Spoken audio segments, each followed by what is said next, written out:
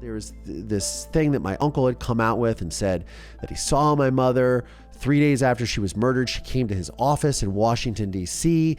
She confessed to him that she was part of a baby selling ring and a gold smuggling ring with the Chinese, and all these, her friends were involved and all this stuff, just this nonsense, this crazy nonsense. So my father's obviously planting those seeds, and I ended up finding out, and I'll probably talk about this in another episode later on the program, where there were certain things that my father did with his coercive control over his brother and sister. And so I think that my father influenced my uncle. And look, my uncle worked for the Department of the Navy. There is this coercive control that these people have over them. And it has to do, it's linked always to some sort of trauma.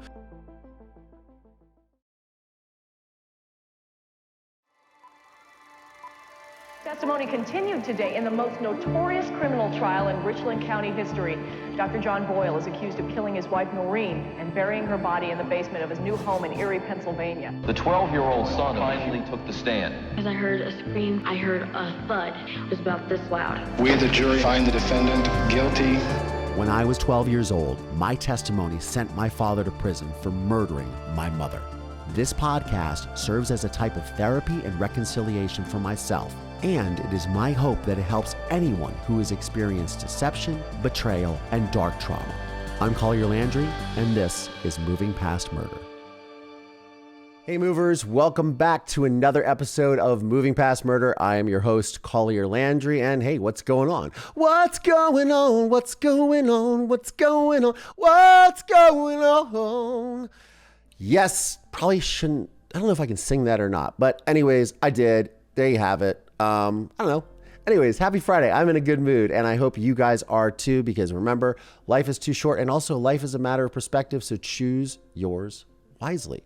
I'm coming up with all these little quips as I go into this podcast and as I explore this new medium of content creation, and it's super cool that you guys are all on the journey with me. And for those of you that are on the journey and that join my IG lives every Tuesday, 11 a.m. Pacific, 2 p.m. Eastern time, I love seeing you guys there. That's on my Instagram channel at Collier Landry. Also, for those of you that are really diving in and helping support the program, I have a Patreon account, which is patreon.com/Collier Landry, or you can go to my website, www.collierlandry.com, for all things moving past murder. And of course, subscribing and liking on the YouTube channel, subscribing on Apple Podcasts, Stitcher, Spotify. Go to Spotify, check it out. Wherever you get your podcasts, your support is greatly appreciated. Thank you guys so much. That's the spiel. We're going to get into another exciting episode today, and I have a letter to read. Somebody reached out to me on the gram, and I'm going to put on my, for those of you watching, my reading glasses, because as you guys know, I am farsighted and these help. 5 for $12. Somebody was curious the other day. $5 for $12 on Amazon. Anyways, this one comes from Michelle K. Falbo, and she reached out to me on Instagram a couple weeks ago.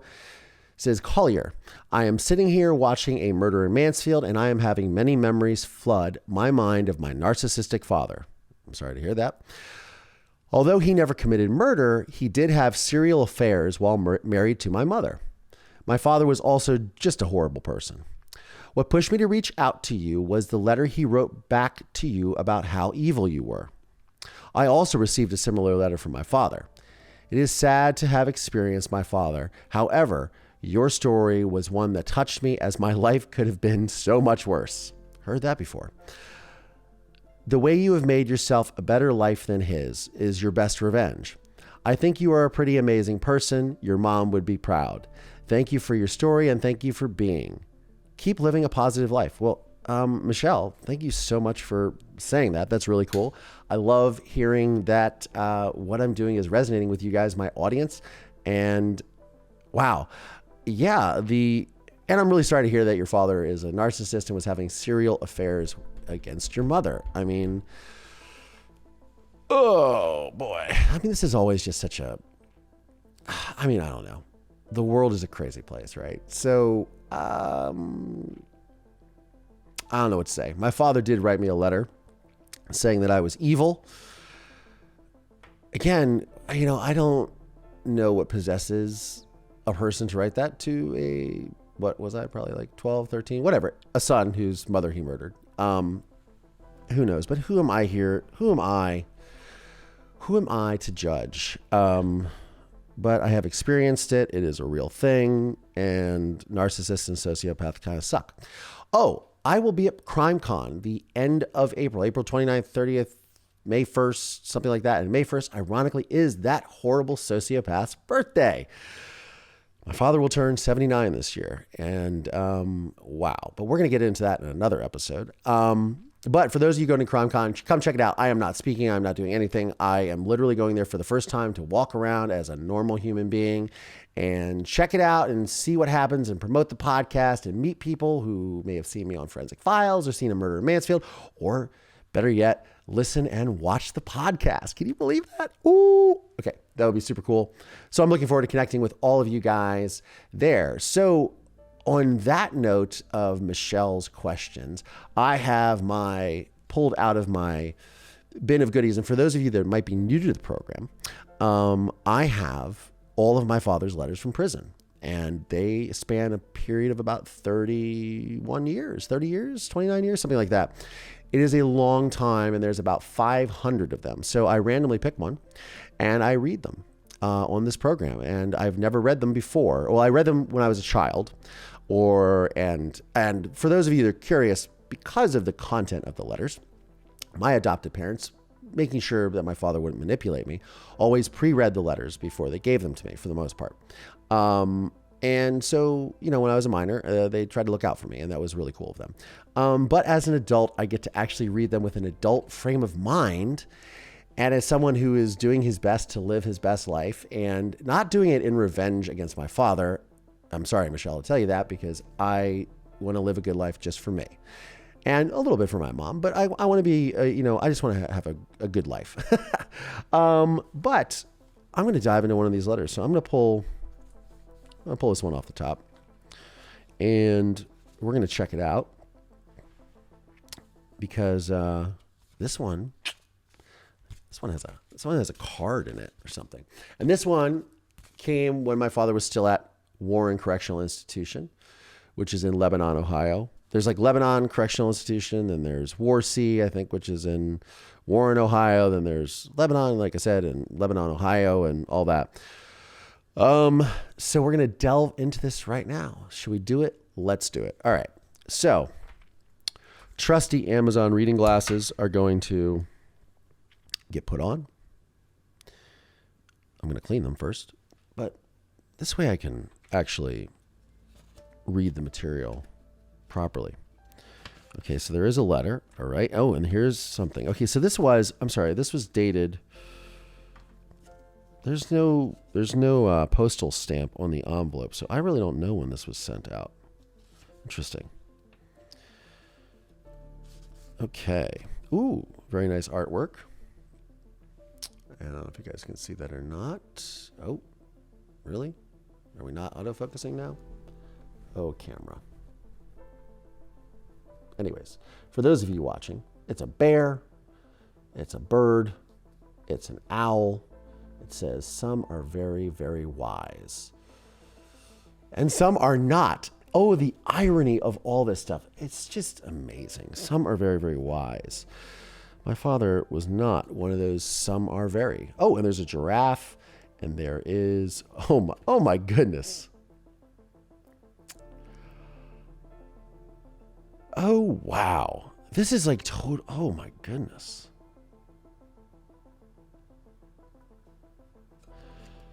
There's a lot of hidden little messages in this one. This is kind of cool. Okay, so, well, it's not cool. It's kind of sad, actually. But, so for those of you that are watching, so we have the bear, and it says, and for those of you that aren't watching, I'm going to narrate what this says, obviously. So when I open up the envelope, so the card, and you can get cards made in prison. Everybody makes everything in prison. For those of you that might not know, like, you can get pretty much anything in prison. In one degree or another. It's sort of like, how much money do you want to pay? Or what do you want to do? Or what do you want to trade? What favors? Whatever those favors may be. Hey, I don't know. It's an interesting place for sure. But yeah, this says, so there's a bear. Like I said, there's a bear. There's like a little parrot. There's an owl. And then on the inside, there's a giraffe and a tiger. So the bear says, some sons are unbearable. Maybe he's talking to me. and some are kind of flighty. And some are very, very wise, unlike my father. And some act high and mighty. Wow. Like, is that wow, that's a real thing, huh? But some are downright great and special, just like you. Collier, my love and thoughts are always with you. Love, Daddy. And there you have it. And autofocusing is slow, but yeah, there you go. For those of you watching on YouTube, you can see this. Oh, and he dates the back of the card with his doctor's signature. And slowly coming into focus. Yeah, it has his doctor's signature, 1294. So this was, okay, so this was obviously December 1994. Love, Daddy, XXOOO. Well, that is super interesting. And full of hidden innuendos, like you're flighty or you're high and mighty. I will take that at face value. Oh boy. All right. This letter is Tuesday evening, 22nd November 1994. Dear Collier, well, son, here I am again with another card. Thought you might appreciate my thoughts. Hope you are doing fine. I just cannot begin to tell you how much I miss you. You are growing so well, so handsome and strong and intelligent. I am really proud of you. Now, for those of you who remember the earlier episode, like a few episodes ago, my father had sent a letter around the same time period, ironically, commenting how handsome I was and my homecoming date at the time and all of these just kind of bizarre things. And then he decided to sort of gaslight me and tell me how he was a great father, and I don't need to tell him that he was a great father, and he was always really good to myself and my mother, and even his girlfriend who impregnated while he was married to my mother was jealous of both my mother and myself because he took such good care of us. Whew. It takes a special kind of person to write those things after killing someone's mother. But it happened. And, wow. So, I don't know. When I dig into these letters, I'm remembering this time in my life. And I always say, and I said in the last episode, I said, what was the ask? Like, what's he looking for?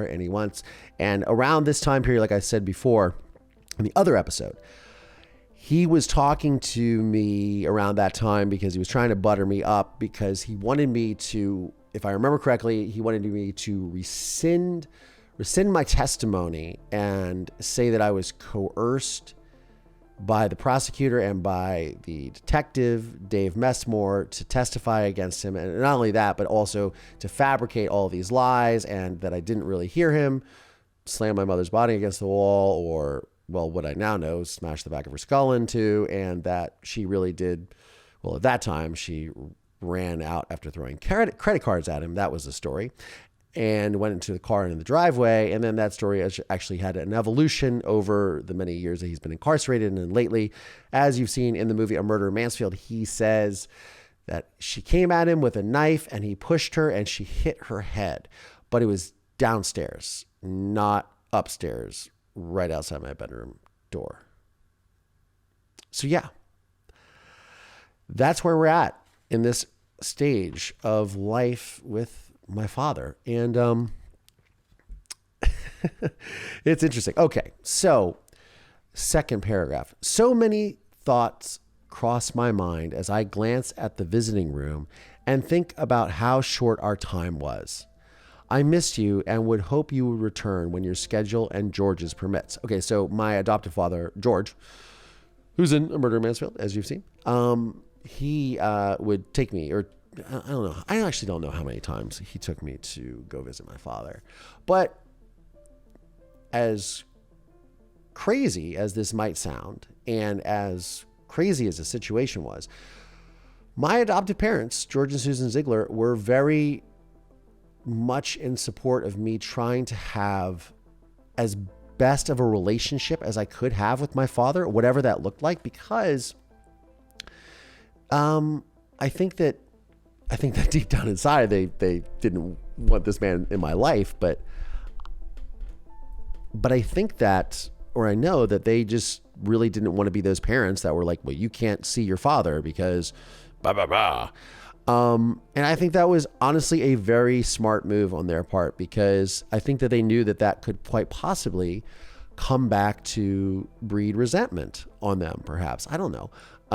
Because I think, like, a lot of times when I think about my friends who have parents who are divorced, for example, there becomes like this back and forth with the parents, and they kind of ping pong the kids back and forth. Like, I don't want you to see it. Oh, you're not going to see your father. Oh, blah, blah. And even myself in my life, in the brief time between my mother was filed for divorce from my father and when she was murdered, there was like, it was getting nastier and nastier. Like if my father came home or I spent any time with my father, he would say, how's that bitch of your mother, or your whore your mother saying? And then my mother would say, like, how's that asshole of your father doing? And how's his whore, or whatever it was. Which, I mean, look, was that right to do? No, it's not right, but it is very human. I mean, it really is. And like, at the end of the day, what are you going to do? We're all just trying to make it. And I think that's one of the things that I've had to come to grips with as an adult, is that I was put in this, precarious position, if you will, or predicament, or whatever we want to call it. I mean, but my parents, I probably think it like a lot of times, and I'd love to hear your thoughts on this, guys, but I think a lot of times, we grow up like idolizing our parents. I think we all do it, right? We want to be like our mother or our father. And usually it's the same gender as who we are, right? So if you're a boy, you want to be like your dad. If you're a girl, you want to be like your mom, for the most part. Now, I don't know if that's totally true, but that's just my impression of it. I could be wrong, whatever. But I think that, I think you idolize them, you put them on a pedestal a little bit. And then as we all get older, we realize that our parents are just human beings, just like us, and they have problems and issues and things that go wrong, and not everything is perfect. And they really, at the end of the day, did the best they could with us. So I think that we realize all that to say this, I think that we realize that they're flawed.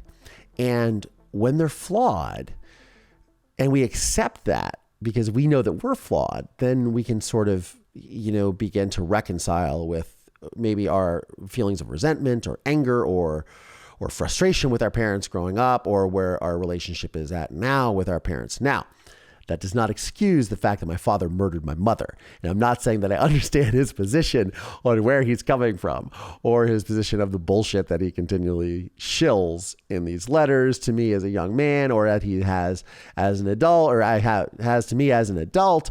I am not excusing any of that, saying like, oh, we're only human, it's okay, I forgive. No. We are all responsible for our own lives, first of all, and what he did is inexcusable, no doubt about it.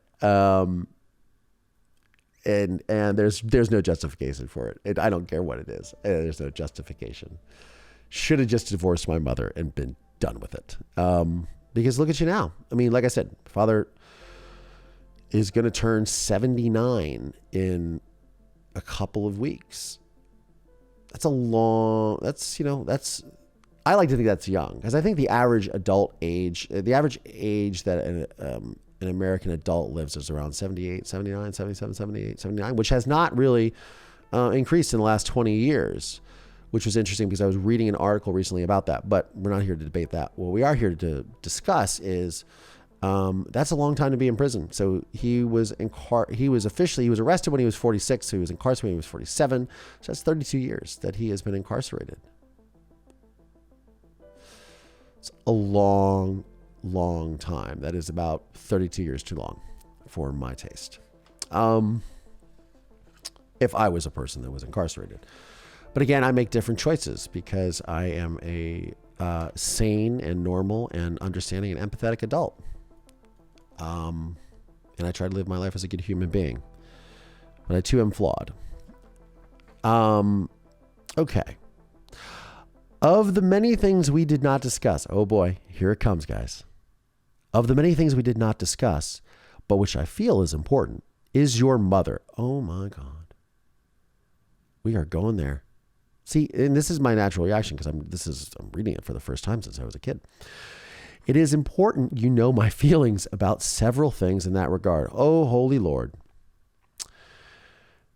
As I stated, Mommy was not my enemy. In fact, I always, in spite of our differences, thought of her as my best friend. Obviously, the love we once shared for each other turned into another type of love. But there was time when we loved each other deeply and passionately. Something just happened along the way. Something just happened along the way in that love. Part my fault, part her fault. And this is actually written in his handwriting. So this letter, by the way, for those of you that are listening, is typed. And then my father wrote in his handwriting, which is right here, if we can all see. Yeah. Wow. Part my fault, part her fault. What part is her fault? So just really quick. So when I was making A Murder in Mansfield and doing pre-production, I did speak to my father's sister, who I hadn't seen in 25 years, probably 23, something like that, a very long time. And one of the things she confided in me, or she was telling me, because when I actually talked to these relatives, like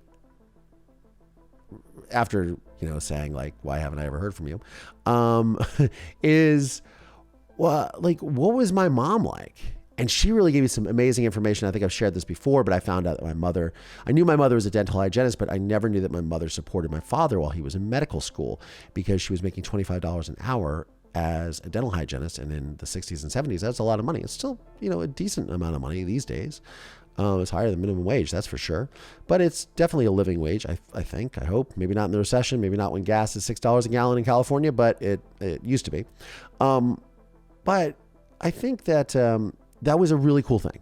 I got to hear these amazing stories about my mom, what a resilient, an awesome, amazing person she was, how dedicated she was as a wife, as a partner, as a friend. It's really cool. Makes me feel really good. On the flip side, I got to find out certain things about my father that I didn't know. And there were many horrible things, which I will share over the course of this program, as I often do. But one of the things is that my father, my aunt shared with me a story that her family would go every year, like a lot of families do on the East Coast, or especially like Philadelphia, New York City, New Jersey areas. They go to like the Jersey Shore. I know there's a very famous television show about all that and all the shenanigans that go on, but there's also a really nice part where just normal families go, right? And so Jersey Shore, they were at like a little beach house for a week and stay. And there was like a vacation that had happened with the family. And it was like when my father was like 18 or 19 and him and my mother were dating, something like that, 18, 19, 20. And my mother had this like sneaky spidey sense sort of thing and was like, where's Jack? What's he doing? And she went down to the vacation house from Philadelphia and showed up on the doorstep of the vacation home and said to my aunt, where's Jack? For those of you who know, my father's name is John, but he goes by Jack. Where's Jack? And my aunt was like, I don't know. And I don't want to get in the middle of it. Like, just kind of like, oh boy, here's the angry girlfriend. And my father was off with another girl that he had met. And that's why my mother came down. She couldn't get a hold of him and she knew his shenanigans. So what I had found out, anyways, why I'm sharing this is I had found out that my father was having affairs and relationships with other women while he was courting my mother, not just married, but before in the courting process and the dating process, he was having other girlfriends because he was completely incapable of being faithful. And look, infidelity is a thing. It happens, but a serial adulterer, much like our friend Michelle was sharing about her father, is a thing. And it's also a very big trait of, or a very common trait of the narcissist and sociopath sort of thing, because they always want that attention and this and this and this and this and shiny new things, shiny new objects everywhere, shiny new objects. I don't know. So it's a lot to swallow. So it's very interesting that he says, oh, and it's also her fault too, because I don't see how that is, because it was it had been going on for so long at that point. But let's dive in more. I mean, all these of the letters I get into, like, 3 paragraphs in, and I've spoken the whole, I've taken up all your time, and we're not even there yet. Oh boy. I feel Mommy was not always her own person for some reason. She seemed to be on her own track, her own focus. I suspect the cause of that was Mommy, quote, wanted something else. Perhaps the, quote, sea stories about the princess life affected her. I do not know for certain. I don't know what sea stories are, but maybe y'all can Google that. I don't know. I don't know what a sea story is. But, wow.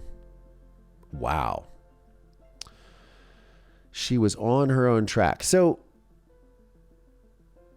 I'm somebody who likes a strong woman. I like somebody who has their act together. I might not always choose those partners in my life, but it is definitely something that I'm interested in.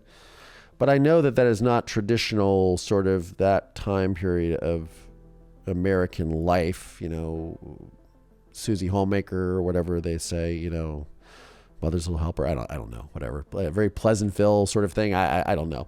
But it seems that my father might have been threatened by her. I mean, that's clearly what he's saying, because she is on her own track and her own focus. I don't really know. Was she not doting him enough for his massive narcissistic sociopathic ego? Who knows? Wow. Oh boy. Okay. This is very direct. I do not believe in my heart that your mother was evil. I do think she was, quote, misguided in some things, but her intents were never evil to anyone. That is not the picture I have of Mommy in my mind, and certainly not the picture of the woman I knew. Yes, there are some things I do not know about Mommy. I always thought I knew her, but must admit that is not correct. But for our purposes here, I want you to know that Mommy is a good woman. She always wanted the best for you and, quote, and I think for me also, or parentheses, I think for me, she always wanted the best for you and I think for me also. She only fell into her adventures out of what I believe was a sense of desperation with control. One thing I do know was that Mommy always wanted control of everything. Ha! Just see her characteristic, I guess. Wow, okay. One thing I do know was that Mommy wanted, quote, control over everything. Ha, just her characteristic, I guess. I think it is important you know this about Mommy, and that someone close to her, like me, as in my father, tells you this, exclamation point. I do indeed think Mommy was under some kind of, quote, pressure. Whether it was the adoption or money or whatever it was, I think she was under a perceived pressure. I use the term, quote, perceived because I think she was the recipient of real bad vibes from Riggenbach and Margie Timperman. This is just my opinion, as I have no real facts to support this story or to support this theory. But in spite of what you hear and read, you will note that I have not said anything bad about Mommy to anyone. I am just as confused as you are about her conduct. Remember this fact. Mommy loves you very much and would never do anything knowingly or conscientiously to harm you. And I believe to harm me either. I just wanted to share these sentiments with you about Mommy. It is important you know this. Well, Bumper, I'm off to write another letter and hit the books. Hopefully you are doing the same. Write soon, visit sooner. Much love. XXOOO. Daddy.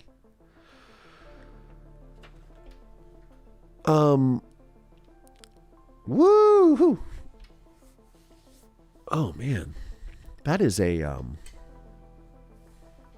wow, that's a doozy right there. So I'm going to give a little background. So this is November 1994, and I think at this time, so like I said, my father was trying to get this this appeal happening. And I believe around this time, there was this Richland County Gazette sort of thing happening that was being put out in these letters and these little fake newspapers that were made.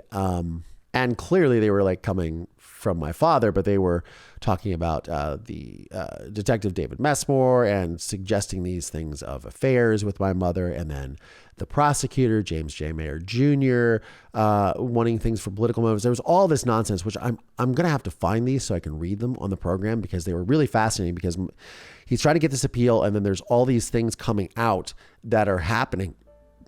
And they are clearly his doing, by the way.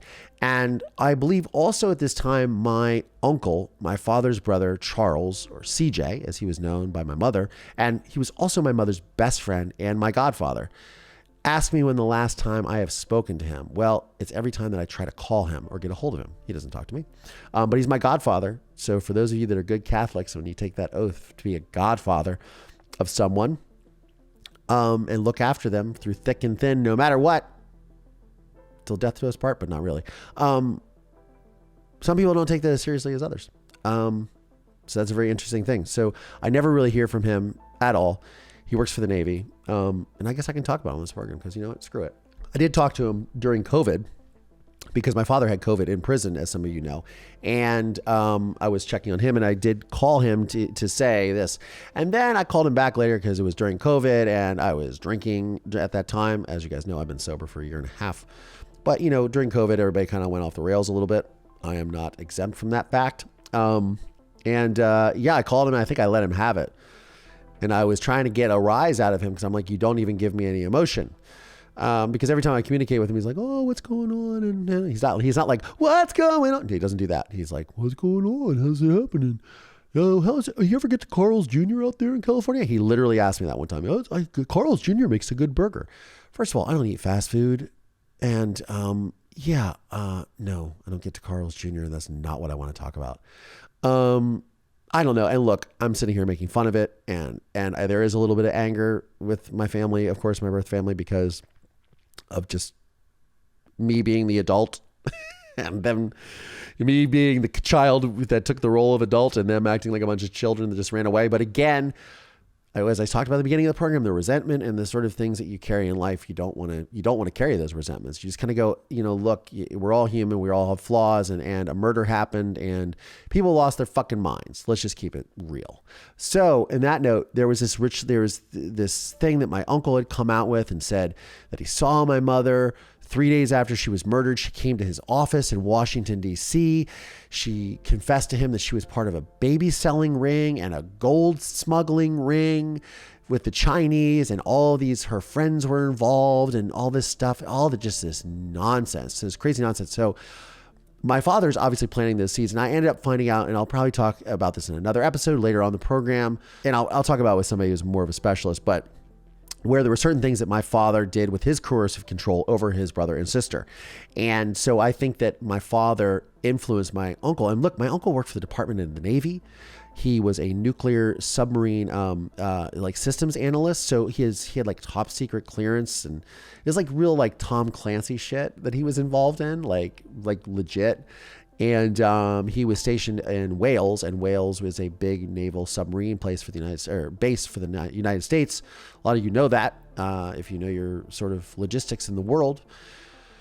So he had all the security. So him making up these things, I think, obviously it's like mind control sort of stuff, because the abuser, which I ended up finding out is an abuser, or the person that has this coercive control over you, whether he's your brother or your lover or your, sister, father, mother, boyfriend, whatever, girlfriend, whatever it is.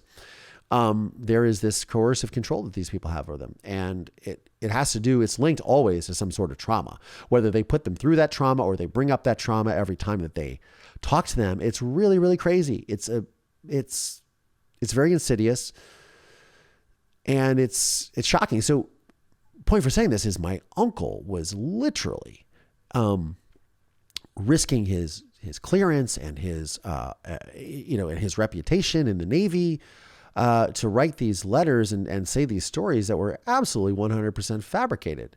And we now know that because my father is like admitted to pushing my mother, and she hit her head because he was coming at her with the knife, and that's what happened. I mean, that's obviously not the truth, but so it's just, so we know it's completely fabricated and that she was dead. And so it's interesting because I watched this film called Bad Vegan. recently. And it is a documentary about this woman. And I think her name is Soraya or something. She owned a vegan restaurant in Manhattan that was really popular with celebrities, all these people, a very amazing vegan restaurant. And she had all these, had involved this guy. And this woman was very beautiful, and she involved this very dumpy looking guy in her life. Look, whatever. People, it doesn't matter. But they got married, but they weren't like in a romantic marriage, but it was a marriage of convenience. And he claimed he had money, but he claimed he was a secret agent and all this stuff. And he had her doing this wacky stuff. And granted, like some of the things she did,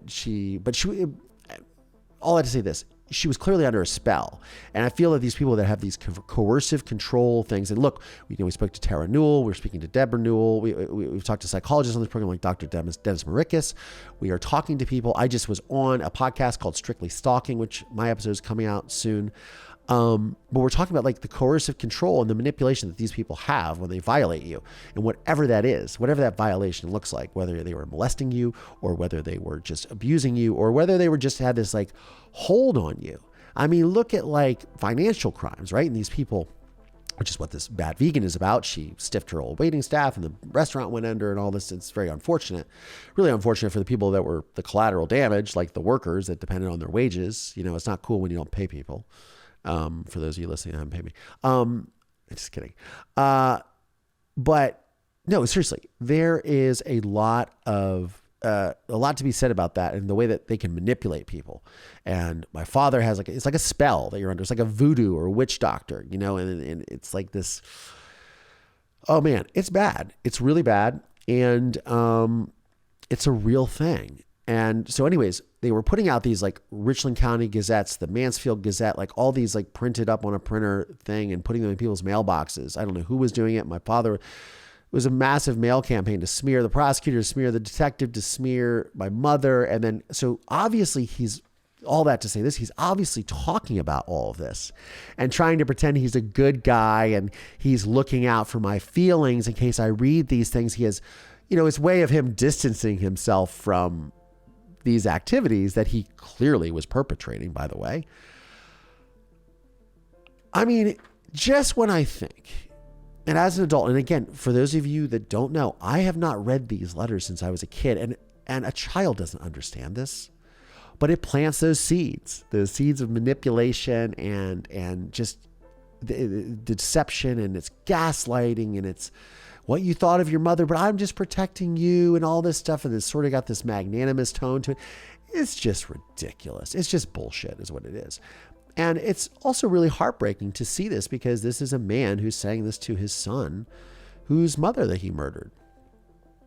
And, and then the card, which goes hand in hand with some think they're high and mighty. Some act high and mighty. There are sons that are unbearable. There are sons that are kind of flighty. Some are very, very wise, and some act high and mighty. I mean,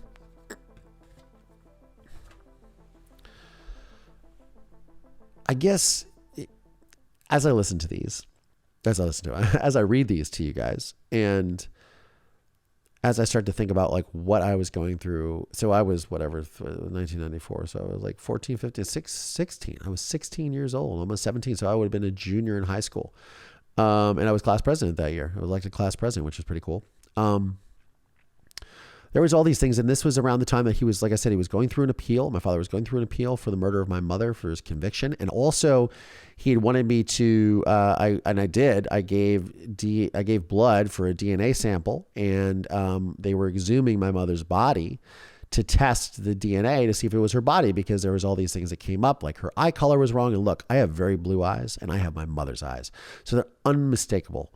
And, they were brown or whatever. Now, spoiler alert, but when I look at the case file in A Murder in Mansfield with Detective Lieutenant, David Messmore, her eyes were like bloodshot because she was bludgeoned in the back of the head.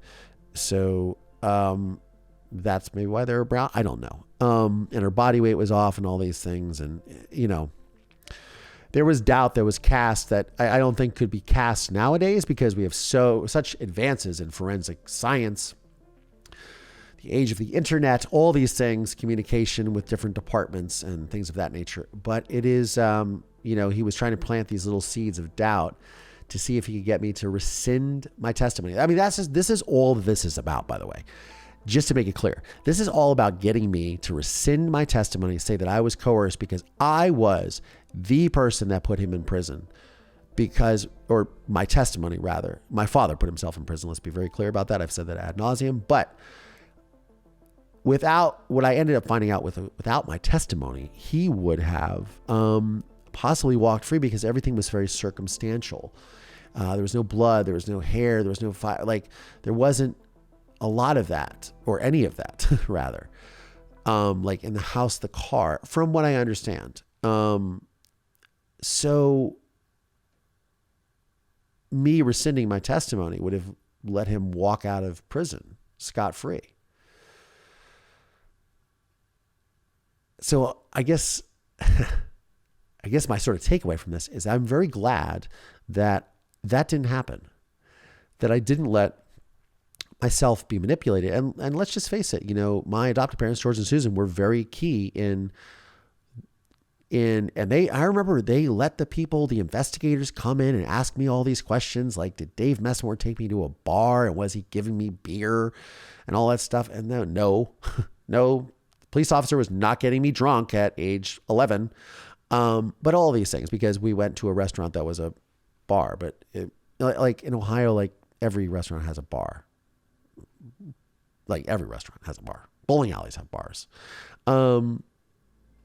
So it's just really sketchy. And I'm really grateful. Anyways, I'm really grateful that I did not rescind my testimony. I did not let this man walk free because who knows if I had seen this and I might have said something different. I did do my best and I did give a benefit of the doubt to what I had seen with the coroners, and my father, George, took me to the place. It was like in Akron, Ohio or something. We got up really early and I gave this blood and then we waited and all of that. But because I was like, well, I'll do this and we'll see. Because if it's not her body, then we got a bigger problem at hand. Which I believe ultimately they tested the DNA of my mother's sister, but not mine. So I might not even be my mother's son. And I'm sure, and my father has said that before, and I'm sure I'm going to find a letter one of these days that says that. I will tell you 100% I am my mother's son, for the simple fact that I look like her. And that my mannerisms, when people who knew my mother, who have come back into my life via TikTok or whatever, and they knew her, they're like, oh my God, you're just like Noreen, which is also a really cool thing to hear, because I love my mother very much. And I'm glad to know that I'm so much like her and not like my father. That gives me hope. That said, what do you guys think? I mean, look, at the end of the day, here's the takeaway that I have for you. We all, no matter what, and just like this woman writing to me earlier, had to deal with her father being a serial womanizer, a serial adulterer. We have all been through our stuff, and we just hope at the end of the day that we're better versions of our parents, and that our parents do go through these things. But my father literally gaslighting me in this letter is so horrific and so terrible. That it's beyond the pale. But pretty much everything that man ever writes is beyond the pale, because it's always got some sort of agenda tied to it, because it's all about him not taking accountability for his actions. So look, we are all flawed human beings. We all go through our own shit stuff, whatever it is. We're not perfect, but we sure as hell aren't killing our partners and blaming it on them. But I'd like to hear your thoughts on this episode, because this is, a pretty personal episode to me. And I open these letters and I don't know what's going to be in them. Sometimes they're like, oh, that's nothing. And then sometimes it's really, really very valuable. So I think it's all valuable information for you guys. I know it really helps me in my process and what I'm going through as an adult, and as I move on in my life, and as I move past murder. And, that's it. We're all here to learn a little bit of something and be better humans, I think, at the end of the day. Oh, well, on that note, I'm Collier Landry, and this is Moving Past Murder. Thanks, y'all.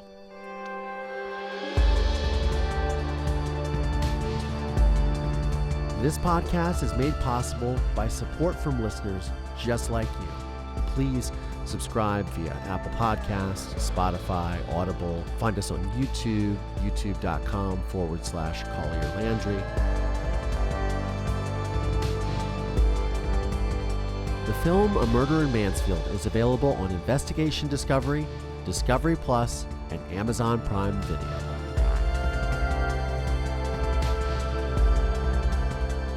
This podcast is a production of Don't Touch My Radio in association with RSA Entertainment.